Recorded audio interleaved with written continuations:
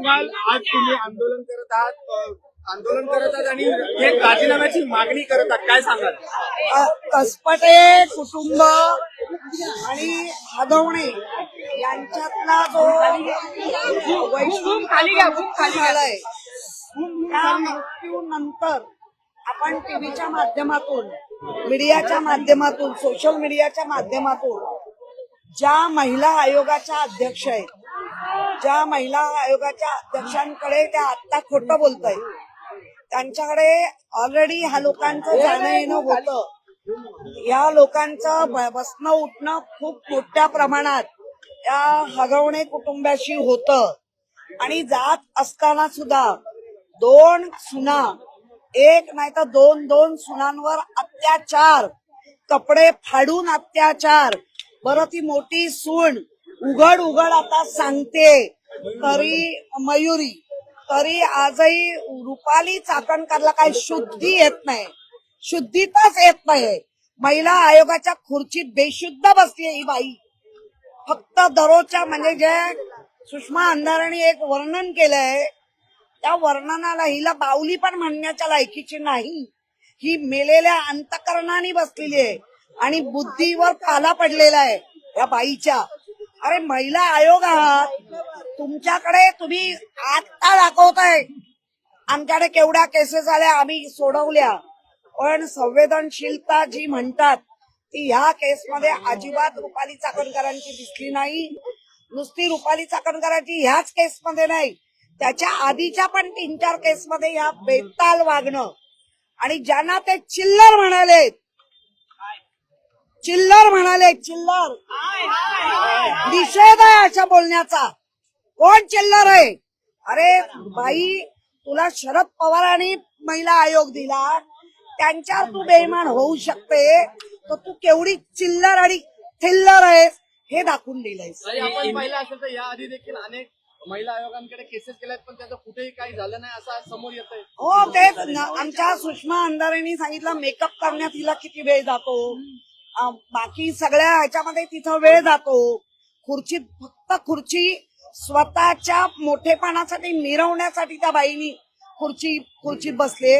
पण खुर्चीला अपेक्षित काम की ज्या आपल्या माता भगिनी ज्या तुमच्याकडे मदत मागायला येत आहेत किंवा मदत नाही मागितली आणि कळलेलं असूनही केलं नाही, आणि म्हणून अशा बाईकडे राजीनामा घ्या नाही,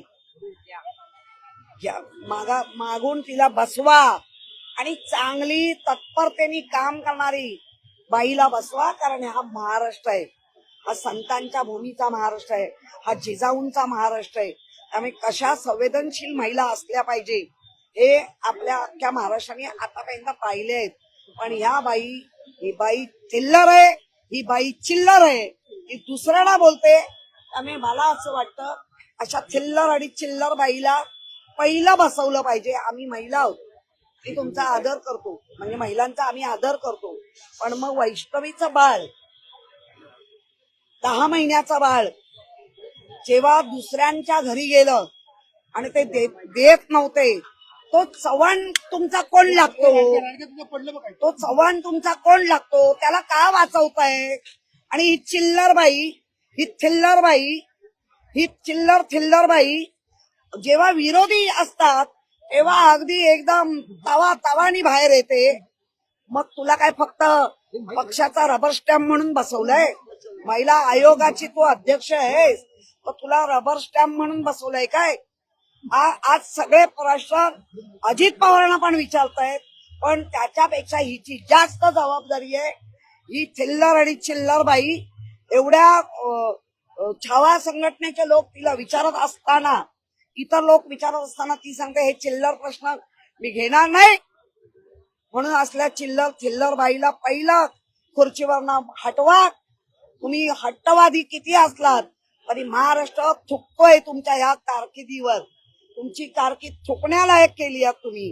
त्यामुळे मला असं वाटतं नुसतं दुसऱ्या रुपालीनी जे काम केलं धाडसानी, त्या रुपालीचं कौतुक आहे. ठोंबरेचं तिने बाळ आणून त्या आजी आजोबांच्या सुपूर्द केलं आणि ही सांगते ती माझ्यावर जळते. अगं चिल्लर बाई, फक्त मेकअप लावून ह्याच्या नेत्याच्या बाजूला त्या नेत्याच्या बाजूला राहण्यापेक्षा ना जरा काम कर. महाराष्ट्र तुझ्याकडे काम मागताय, महिला न्याय मागतायत. ते न्याय द्यायचा सोडून नको ते चिल्लर थिल्लर चाली. काही असं छळ होत आहेत, मात्र हा छळाचा प्रकार म्हणजे महिलांवर होत असलेले अत्याचार आता आहे तिथे दर दिवशी 32चा आकडा जो आहे तो मात्र अधिक देखील असू शकतो. काय सांगाल? अशा चिल्लर आणि थिल्लर जर अध्यक्ष बनत असतील या महिला आयोगवर तर हे प्रसंग 32 आहेत. 72 व्हायला वेळ नाही लागणार. हिंदी में जानना चाहेंगे आदिवासी विभागातला निधी लाडक्या बहिणीसाठी वळवलेला आहे. काय सांगाल?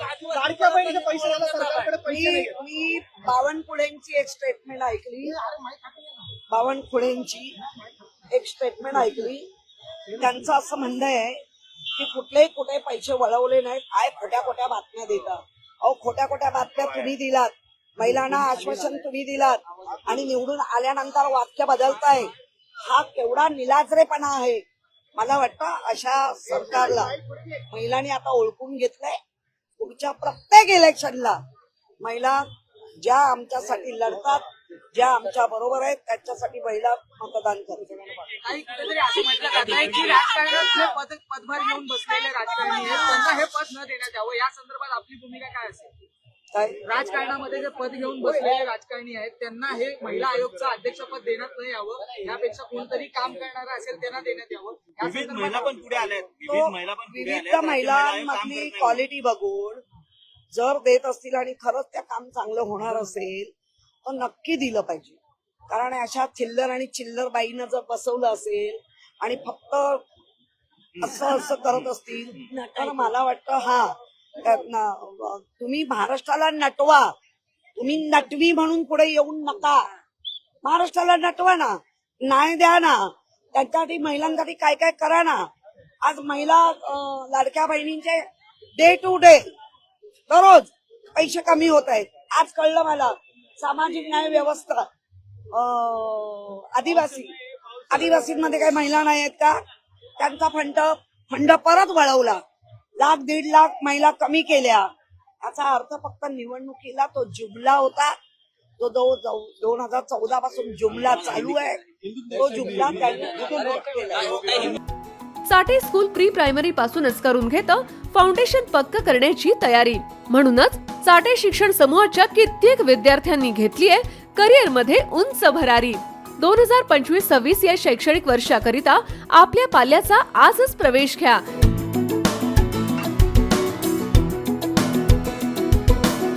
प्रवेशासाठी पत्ता Shri park society, Balaji hospital समोर, खराडी बायपास, पुणे 14.